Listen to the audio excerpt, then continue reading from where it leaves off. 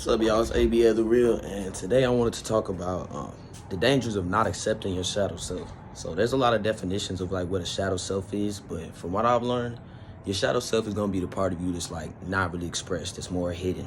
You could call it buried. An example is when I was younger, my grandma told me I was always an assertive person. Like if I didn't like something, I would tell them. It didn't have to be with hate or malice. I'm just letting you know how I feel and what my boundaries are. She was like, she would respect it automatically, and that's like a 4-year-old kid. So what you would call the shadow self of that assertive person is the version of me that would be more shy, a person that couldn't speak up for myself and like maybe just let somebody step on me and I didn't say anything. So I want to talk about some times in my life where I've allowed, when I became the person that was shy and didn't speak up for myself anymore because I was being condemned and put down for who I was, how I allowed that to like cause so much disruption and negative energy in my life and negative actions.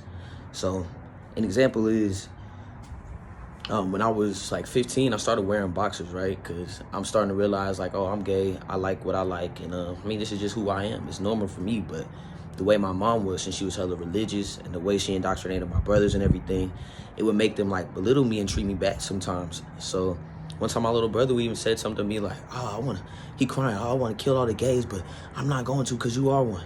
And I'm like, this is crazy because we're young, bro.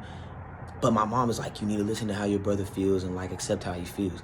But none of that energy for me because of who I was. And that makes a person go into a shell. Like it made me be a shell of a person and start to belittle myself more and more and to speak out about who I was less, because I'm like, when my whole family not accepting me, who will? You know what I'm saying? But that energy that I'm burying, it doesn't just go away. It starts to build up in negative energy elsewhere. And you're going to see it unconsciously express itself and project itself into other situations. So that day that I was wearing boxers, my mom starts just making a whole religious spiel out of it and making it seem like it's a crime against God that I was wearing boxers. It was pissing me off. Like, I'm feeling myself getting fired up and I'm really angry. I want to go just punch a wall, right?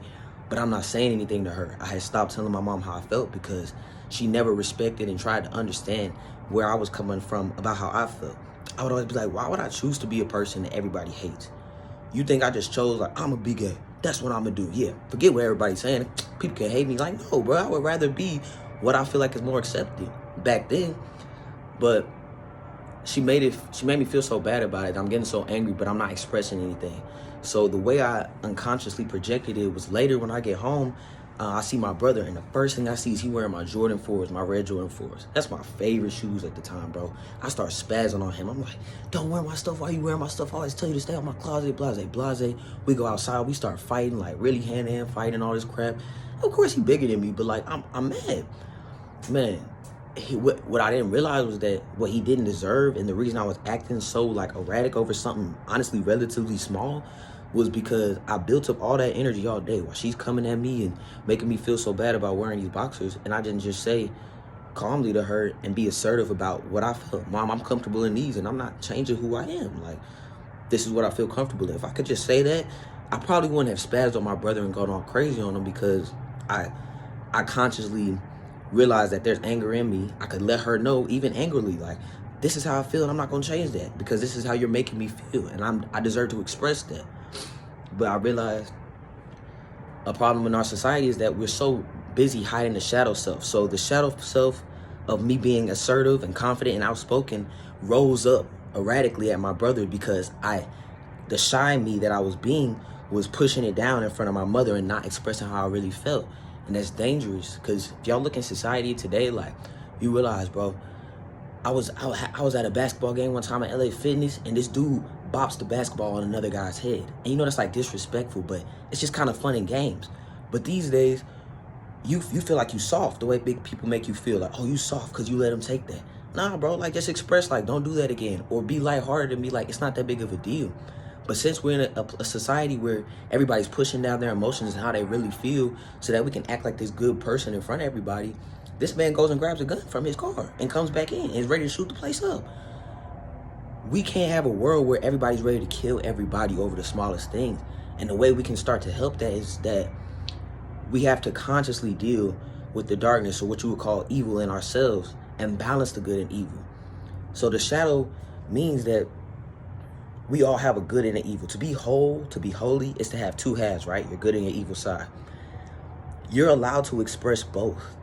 The conscious decision to balance both of those and to make conscious decisions about which one you're going to express is the way to be your highest self or your holiest self.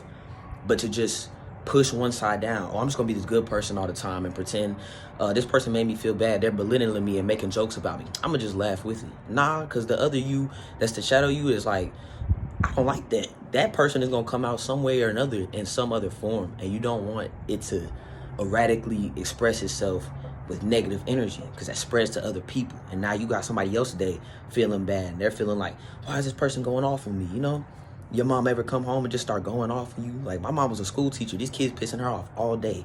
She literally can't negatively express to these kids how she feel, because in society we make that seem that's a bad teacher. You know what I'm saying?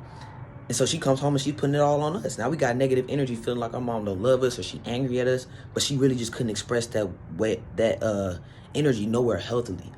So today, I hope that you can, from today on, take this with you, and like, whenever you feel something, if somebody's making you feel bad, if somebody's pissing you off, you need to express that right then and there and deal with it. If you need to go scream in your pillow at the house, get the negative energy out somehow if you can't say it to the person yet. But you have to balance and get that energy out, or it's going to come back 10 times worse, unconsciously projecting to somebody else your insecurities, your anger. So that's the sauce for today. AB Other Real. Love.